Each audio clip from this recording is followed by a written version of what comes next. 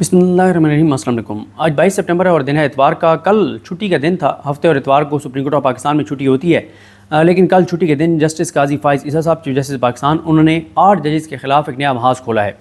दूसरा, उन्होंने एक और केस समाअत के लिए मुकर्रर किया है और बेंच उसमें तब्दील कर दिया है। उसमें नज़र ये आ रहा है कि तहरीक इंसाफ की एक और सीट जा रही है। और तीसरा बात करेंगे कि 2 वकला तंजीमें जो हुकूमत की गोद में बैठी हुई हैं और हुकूमत उनको लोरी देती है। और लोरी किस तरह देती है?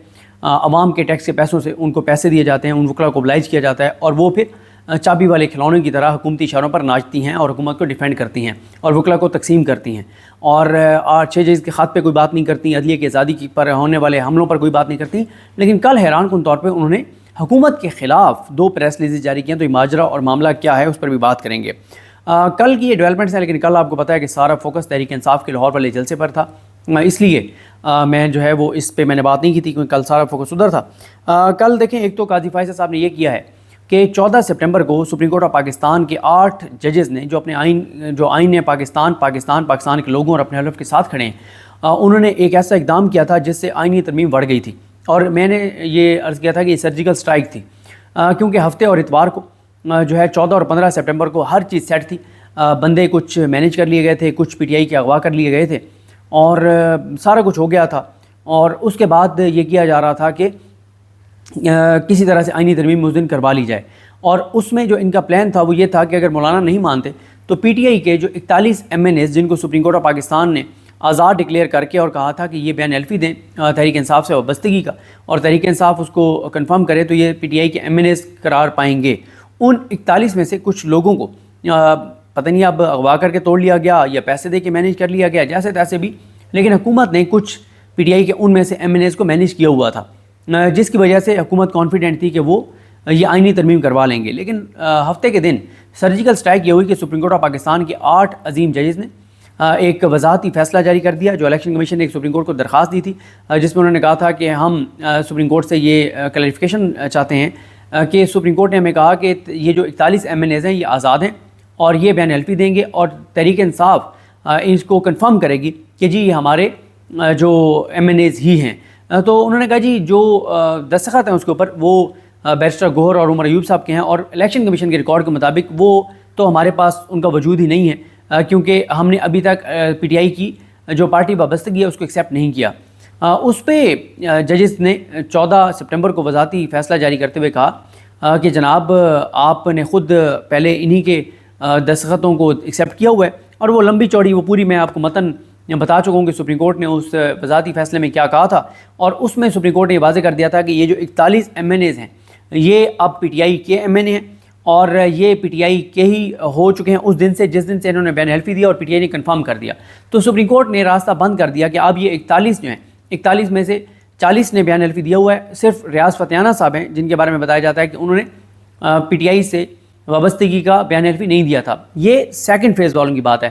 पहले फेज़ वालों में 4-5 लोग हैं, जिसमें औरंगज़ेब खान खिची हैं, उन्होंने सुन्नी इत्तेहाद कौंसिल से वाबस्तगी का सर्टिफिकेट से बयान एल्फी नहीं दिया था। और इसी तरह से अलियास चौधरी हैं और 2-3 लोग और हैं जो एक तो मुबारक ज़ेब आज़ाद हैं, लेकिन मुबारक ज़ेब का तो बयान आ चुका है। तो पहले उसमें टोटल 4 से 5 लोग हैं जो आज़ाद करार पाए इलेक्शन कमीशन के रिकॉर्ड के मुताबिक, और उसमें एक उस्मान साहब भी हैं।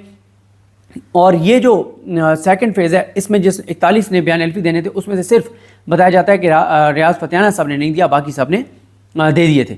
तो सुप्रीम कोर्ट ने कहा कि अब वो PTI के हैं और इस तरह से सुप्रीम कोर्ट ने वजाहती फ़ैसला दे दिया और बढ़ गया सारा प्लान कि इन 41 में से किसी का वोट डलवा लिया जाए, क्योंकि इन 41 में से किसी का भी वोट डलवाते तो सुप्रीम कोर्ट के 63A वाले फैसले के मुताबिक ये वोट काउंट नहीं होना था। तो जजेस ने वजाहती फ़ैसला जारी कर दिया। फिर क्या हुआ कि एक लेटर सामने आता है कि डिप्टी रजिस्ट्रार ने रजिस्ट्रार को एक लेटर लिखा और कहा कि जनाब मेरे तो नोटिस में नहीं है कि सुप्रीम कोर्ट ने कोई वजाहती फ़ैसला जो है वो जारी किया है, और रात तक मैं इंतज़ार करता रहा लेकिन मेरे पास वो फ़ैसला नहीं आया।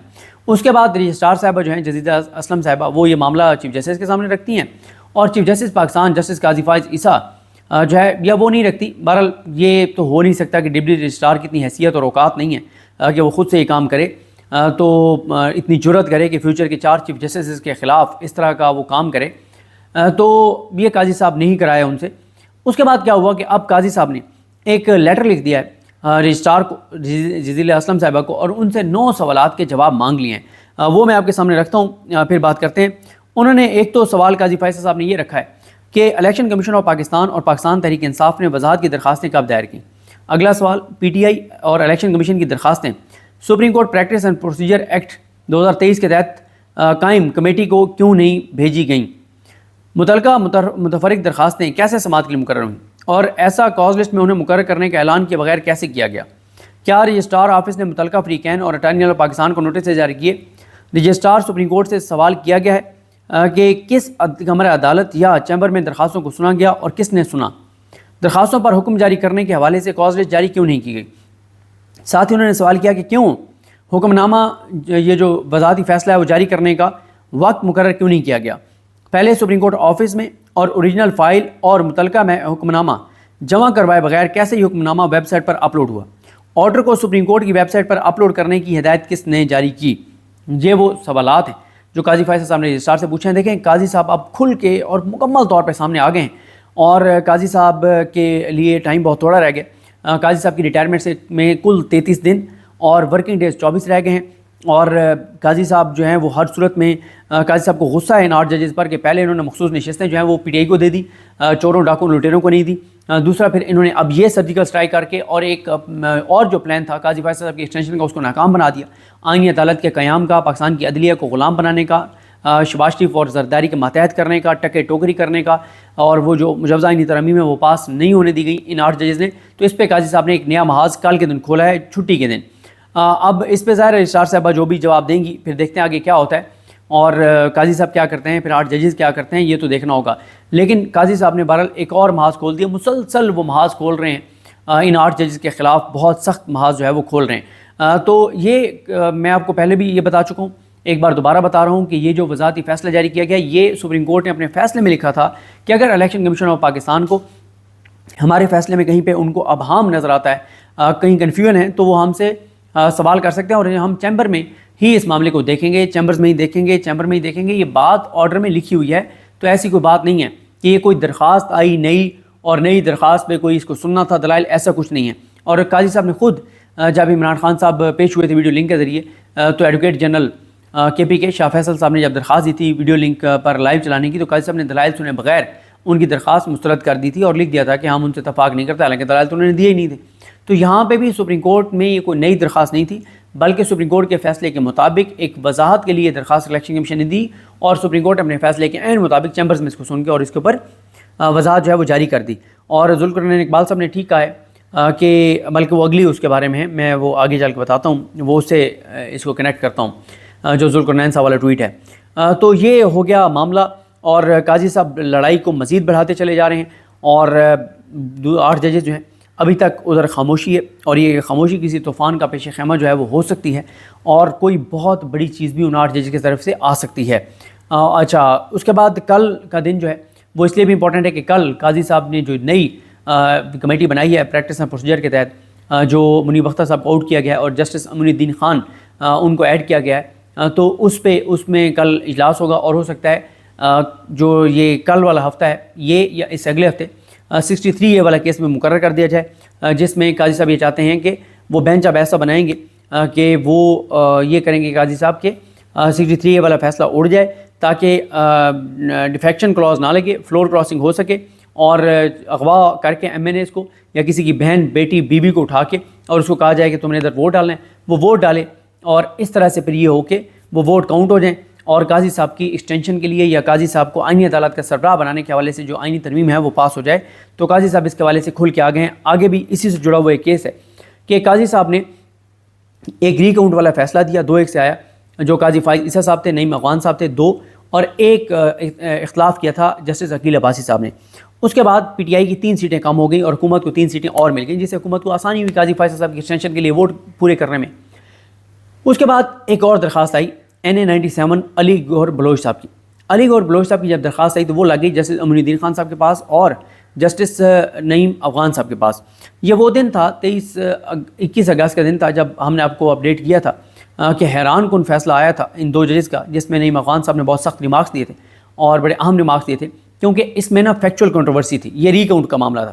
فیکچوئل کنٹروورسی یہ تھی کہ علی گوہر بلوچ صاحب کے وکیل نے کہا کہ ہم نے ری کاؤنٹ کی درخواست دی تھی، لیکن اس درخواست کے اوپر کوئی تاریخ نہیں لکھی ہوئی تھی، کوئی سائن نہیں تھے، کچھ بھی نہیں تھا۔ تو یہ انہوں نے کہا.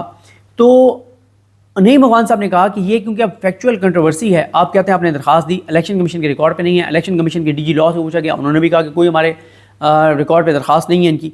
تو انہوں نے کہا یہ فیکچوئل کنٹروورسی ہے تو آپ جائیں اور الیکشن ٹریبیونل میں جائیں. تو اس طرح سے نون لیگ کو سیٹ نہیں ملی. 21 کو انہوں نے یہ زبانی فیصلہ کیا, 25 اگست کو انہوں نے تحریری فیصلہ دیا. اس کے بعد ایک ریویو دائر ہوتا ہے, اور ریویو قاضی صاحب امین الدین خان صاحب اور نعیم افغان صاحب کے پاس لگانے کے بجائے اپنے پاس نعیم افغان صاحب اور شاہد بلال حسن صاحب ان کے سامنے لگا دیا قاضی صاحب نے کل کی تاریخ میں, یعنی کل 23 سپٹمبر کو. اور کبھی امکانات ہیں کہ قاضی صاحب یہ ری کاؤنٹ میں ان کو کہہ دیں کہ ری کاؤنٹ کریں, اور جب ری کاؤنٹ ہوگا تو پھر جو ہے وہ پی ٹی آئی کی سیٹ جو ہے وہ ایک اور کم ہو جائے گی. اچھا, یہ بھی اب کیونکہ سعد اللہ بلوچ اس سیٹ سے جیتے ہوئے ہیں. سعد اللہ بلوچ وہ ہیں جن کا آپ نے سنا ان کی بیوی, ان کی بہن, بیٹی, وہ سب پوری فیملی کی خواتین کو اغوا کیا گیا, اور وہ جب پیش ہوئے تو ان کو چھوڑا گیا, اور ان کا معاملہ لاہور کورٹ میں بھی گیا تھا, اور وہ بیان دینے بھی لاہور کورٹ میں گئے تھے. یہ وہی حلقہ ہے سعد اللہ بلوچ والا. تو یہ اب معاملہ اور ماجرا ہے کہ سعد اللہ بلوچ تو اب کہہ رہے ہیں کہ میں ووٹ نہیں کروں گا, تو اب پھر وہاں سے نون لیگ کو سیٹ دلوا دی جائے. تو قاضی صاحب لگ گئے ہیں کہ کسی طرح سے وہ اپنی ایکسٹینشن کے لیے اور اپنی ملازمت کے لیے جو ہے وہ نمبر گیم جو ہے وہ نون لیگ کو خود پورے کر کے دیں. اس سے پہلے بھی مولانا صاحب کو انہوں نے بڑا پروٹوکول دیا تھا مبارک ثانی کیس میں کہ شاید مولانا صاحب جو ہے وہ دے دیں ان کو ووٹ. اور پھر اسی طرح سے الیکشن ٹریبونل والا فیصلہ انہوں نے معطل کر کے رکھا ہوا ہے, وہ 24 کو لگ گیا. 4 جولائی سے وہ معطل ہے, اور اب 24 سپٹمبر کو لگ گیا. یعنی جولائی, اگست, سپٹمبر, مطلب 3 ماہ بعد تقریباً یہ کیس لگا رہے ہیں قاضی صاحب. اور 3 نہیں, 4 جولائی, 4 اگست, 4 سپٹمبر, تقریباً آپ سمجھیں کہ کوئی 2.5 ماہ بعد قاضی صاحب یہ کیس لگا رہے ہیں. اور یہ وہ معاملہ ہے جو پنجاب کے ٹریبونلز کو قاضی صاحب نے کام سے روکا ہوا ہے. تو یہ والا بھی معاملہ ہے, تو یہ بھی لگ گیا ہے. تو ایک سیٹ بہرحال لگتا ہے کہ سعد اللہ بلوچ صاحب کی سیٹ جو ہے وہ چلی جائے گی, اور علی گور بلوچ صاحب جو ہیں وہ آ جائیں گے. اور کل کا میں اجلاس بھی بتا چکا ہوں پریکٹس اینڈ پروسیجر کا. اب آ جائیں کہ 2 تنظیمیں ہیں وکلا کی, ایک پاکستان بار کونسل ہے اور ایک سپریم کورٹ بار ہے. یہ دونوں حکومت کی گود میں بیٹھی ہیں, اور حکومت ان کو بہت فنڈز بھی دیتی ہے, ان کے وکلا کو oblige بھی کرتی ہے. اس میں وہ وکلا ہیں جن کی جو نون لیگ کا حصہ ہیں, اور ہمیشہ نون لیگ نے ان دونوں فورمز کو استعمال کیا ہے. یہ دونوں فورمز استعمال ہوتے ہیں حکومت کے حق میں ہمیشہ. مطلب ہمیشہ سے مراد یہ ہے کہ جب سے یہ عہدیدار بنے ہیں پاکستان بار کونسل, یہ جو اعظم طارق صاحب کا گروپ ہے یہ آیا ہے, یا ادھر سپریم کورٹ بار میں جب سے شہزاد شوکت صاحب آئے ہیں, تب سے یہ ہر معاملے میں عدلیہ کے خلاف اور شریف خاندان کے حق میں, نون لیگ کے حق میں استعمال ہوتے ہیں. تو یہ واضح طور پہ شریف خاندان کی گود میں بیٹھی ہوئی 2 تنظیمیں. اچانک یہ ہوا ہے کہ یہ جو صدارتی آرڈیننس جاری ہوا ہے, اس صدارتی آرڈیننس پہ 2 پریس ریلیزز آئی ہیں, دونوں میں آپ کے سامنے رکھتا ہوں.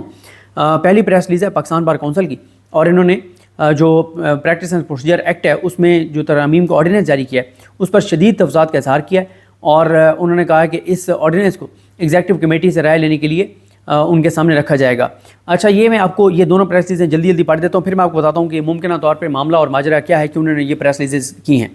پاکستان بار کونسل کے وائس چیئرمین فاروق ایچ نائک کی طرف سے جاری اعلامیے میں چیف جسٹس پاکستان کو پریکٹس اینڈ پروسیجر کمیٹی کے 3رے ممبر کی نامزدگی کا اختیار دینے پر شدید تفصیلات کا اظہار کرتے ہوئے کہا گیا ہے کہ وکلا برادری کا یہ ایک درینہ مطالبہ تھا کہ سپریم کورٹ کے سینئر ججز پر مشتمل ایک کمیٹی ہونی چاہیے جو بینچ تشکیل دے کر مقدمات سماعت کے لیے مقرر کیا کریں.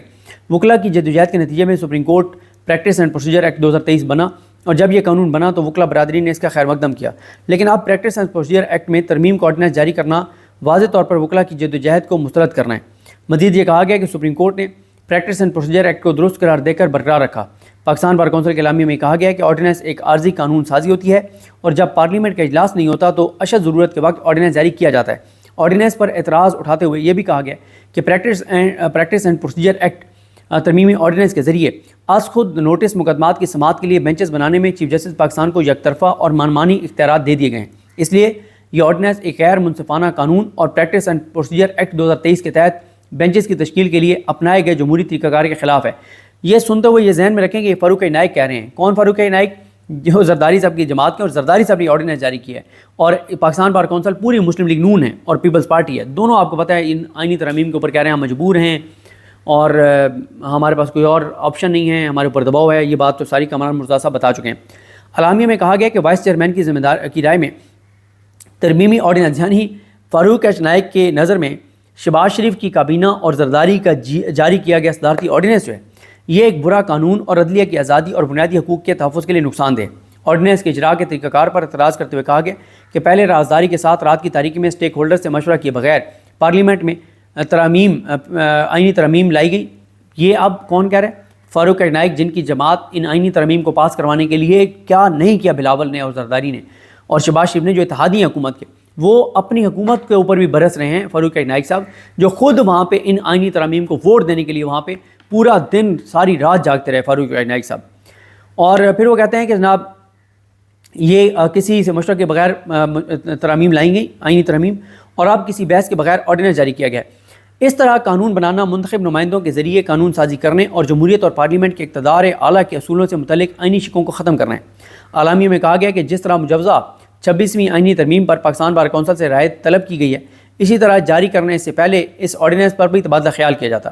پاکستان بار کونسل نے ہمیشہ آئین کی بالادستی، قانون کی حکمرانی اور عدلیہ کی آزادی کی جدوجہد کا ساتھ دیا۔ یہ انہوں نے غلط کہا ہے، جھوٹ بولا ہے، غلط بیانی کیا۔ ان کو کہنا چاہیے تھا کہ ہمیشہ ہم نے نون کی بالادستی، شریف خاندان کی حکمرانی اور عدلیہ کو کمزور کرنے اور شریف خاندان کے ماتحت کرنے کے لیے اس حکومت کا ساتھ دیا۔ ان کو یہ کہنا چاہیے تھا۔ پھر انہوں نے کہا کہ حکومت سے مطالبہ ہے کہ آرڈیننس کے بارے پاکستان بار کونسل ایگزیکٹو سے رائے حاصل کی جائے۔ دوسری پریس ریلیز جو ہے وہ سپریم کورٹ بار کی ہے۔ انہوں نے یہ کہا ہے کہ انہوں نے سخت دکھ اور غصے کا اظہار کیا اور انہوں نے اس آرڈیننس کو ناقابل قبول قرار دیا، اور سپریم کورٹ بار کے صدر شہزاد شوکت اور سیکرٹری جنرل علی عمران کی طرف سے جاری اعلامیہ میں کہا گیا کہ وکلا کی طویل جدوجہد کے نتیجے میں supreme court practice and procedure act بنا، لیکن ایکٹ میں ترمیم کو آرڈیننس وکلا کی جدوجہد سے انحراف ہے۔ اعلامیہ میں آرڈیننس کے اجراء کے وقت اور انداز پر بھی سخت تشویش کا اظہار کیا گیا اور کہا گیا کہ جس طریقے اور حالات میں یہ آرڈیننس جاری کیا گیا وہ ناقابل قبول ہے، کیونکہ اس کا واحد مقصد supreme court practice and procedure act کو منسوخ کرانا ہے، جبکہ پریکٹس اینڈ پروسیجر ایکٹ کو سپریم کورٹ نے برقرار رکھا ہے۔ تو ان حالات میں اس ترمیم کا اجراء بالکل قابل قبول نہیں۔ سپریم کورٹ بار کو پختہ یقین ہے کہ پریکٹس اینڈ پروسیجر ایکٹ کا سپریم کورٹ کو مضبوط کرنے، انصاف تک رسائی آسان بنانے اور آئین میں دیے گئے بنیادی حقوق کو برقرار رکھنے میں کلیدی کردار ہے، کیونکہ اس کے ذریعے عدالتی طریقہ کار کو آسان اور مزید شفاف بنا دیا گیا ہے۔